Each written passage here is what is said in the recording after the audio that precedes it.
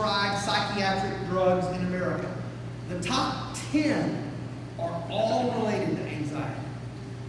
The top 10, and you get to 11 before you get to anything other than something related to anxiety. We are an anxious, we are a worried, we are a nervous people in America. We need sleeping pills to help us get to sleep at night. We have blood pressure, we have acid reflux, we have tension headaches, all because of worry in our lives.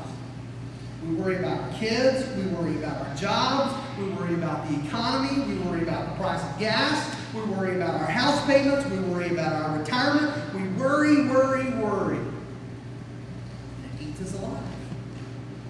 And most of us don't like it, but it's a reality in our lives. So what is worry?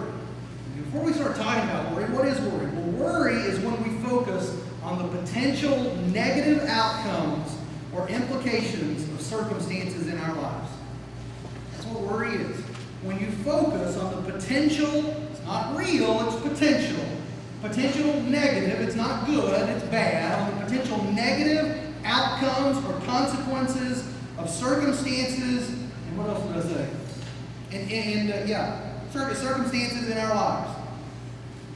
That's what worry is. By the way, most of which are beyond our control. Most of the things we worry about are beyond our control. Look at what Jesus says, Luke chapter 12, verse 25. He says, "Who of you by worrying can add a single hour to his life?" Now, wouldn't it be cool if you could? I mean, that would release a lot of stress in my life. If I could just add an hour every once in a while, like, oh, need another hour, worry. Okay, I got it. It would help out a lot. But Jesus says, which of you by worrying can add a single hour to his life?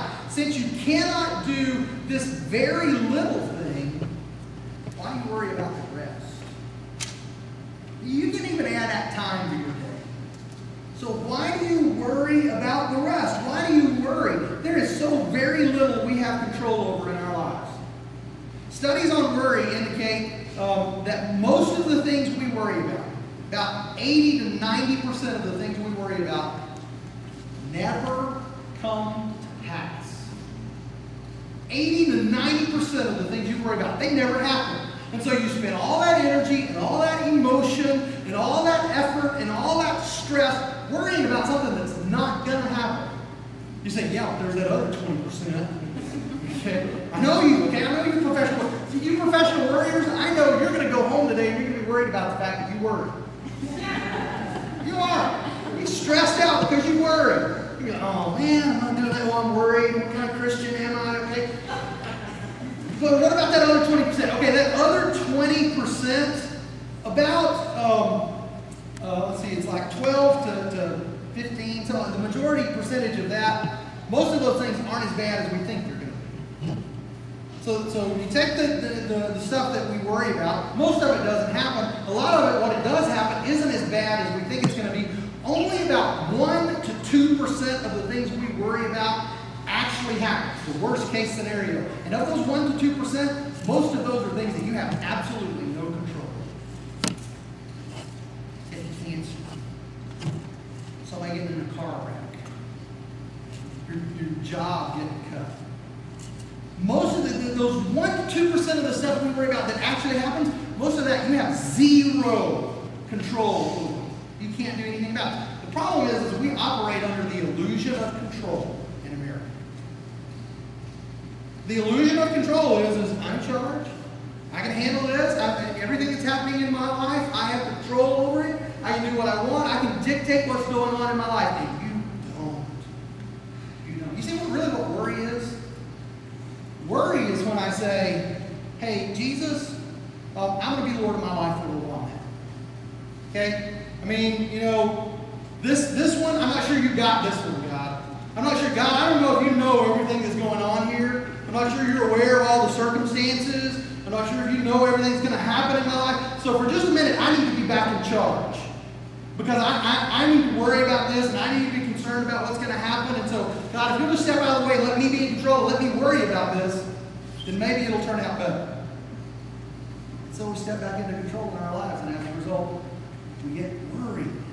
Worry is non-productive, and yet we do it anyway. Now, honestly, the last thing most of you need if you're a worrier is one more sermon telling you you don't need to worry. Because like I say, you're just going to go home and be worried about the fact that you're worried. You don't need it. In fact, you don't need me to tell you that you're not supposed to worry because you already know that. And you're already miserable about it. You're already going, I wish I could quit this. What you need is you need to know, how do I quit worry? How do I deal with worry in my life? So that's what we're going to focus on. How do you overcome worry? How do you deal with worry? How do you deal with anxiety in your life? Well, let's take a look at some of the things that the Bible has to say about how to do that. First thing you need to do to overcome worry is trust God. Trust God. From a biblical standpoint, the antidote to worry is trust. Trust and worry can't coexist. They can't. If you're depending on God for every circumstance and every situation and you know He's got it under control, then worry can't have a place. Trust and worry can't coexist. Look at Proverbs chapter 3, verses 5 and 6. It says, trust in the Lord with all your heart. Do not depend on your own understanding. Seek His will in all you do, and He will direct your paths. Trust God.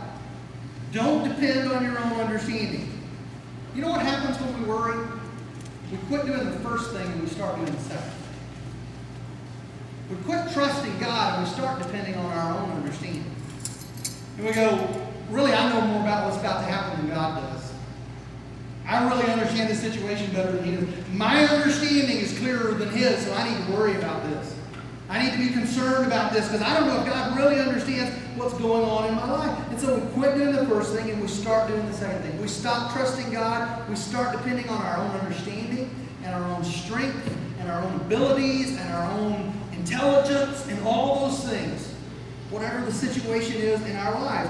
We see our situations only through the lenses of what we can understand and our own abilities and our strengths and what we can handle. We act like everything is completely dependent on us. And so we start to worry. And so the antidote is trust. Now there's two things you need to trust when it comes to God. First, you need to trust when you're facing troubling situations. You need to have to trust that God is in control.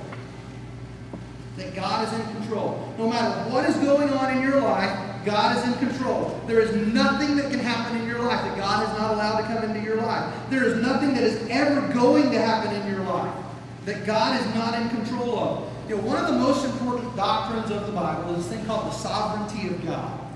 Now that's a big Bible word, sovereignty of God. What that means is it means God's in charge. It means He's in control. One of the things that the Bible says over and over and over again is the Lord reigns. The Lord reigns. What does He reign over? Everything. He's in control. He is on His throne. There is never anything in your life that happens, never anything that occurs that God goes, oh no, what am I going to do? He doesn't wring His hands. He doesn't get worked up. He doesn't get concerned about it. There's never something that comes into your life that God goes, I don't know how to handle this one. He is in control. He is in charge in your life. And there's nothing that can happen in your life that He's not in control of. Now, there's things that are going to happen in your life that you're not in control of. Probably today, there's some things that are going to happen in your life that you're not in control of. But He is. And He is in charge. In fact, there are going to be some things that come into your life that are difficult. There are going to be some things that come into your life that are painful. There are going to be some things that come into your life that you don't know how to handle. But that does not mean that God is not in control. Romans chapter 8, verse 28.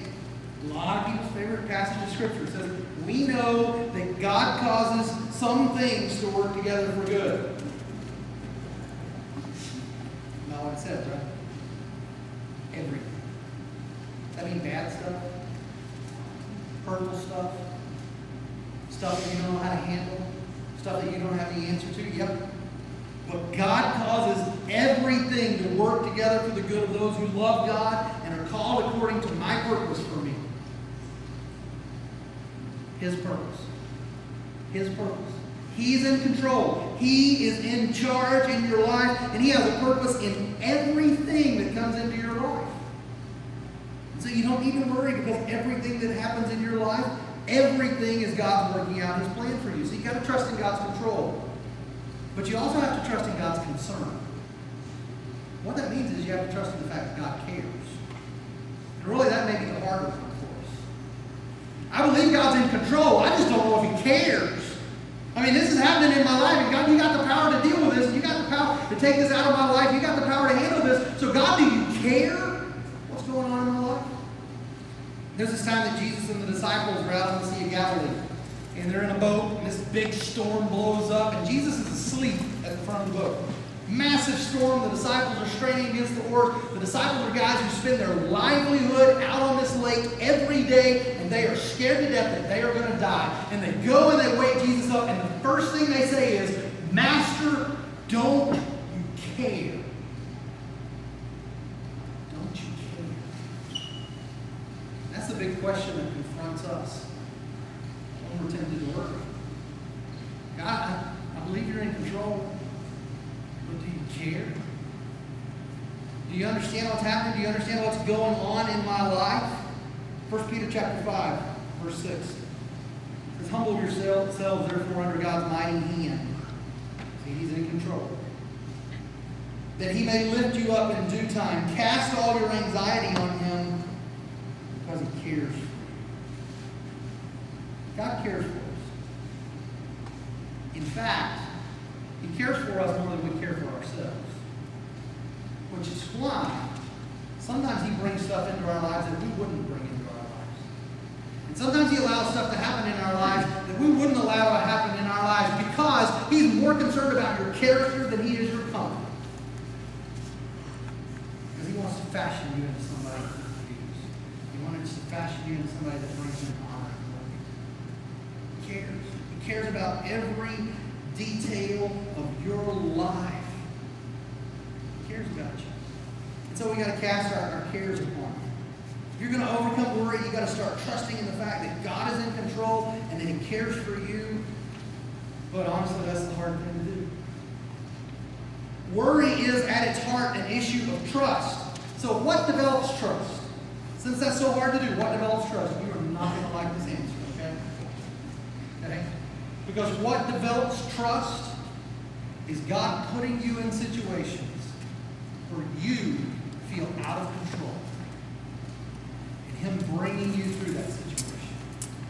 So that you can look back and go, God did that, not me. That's how He develops trust in your life.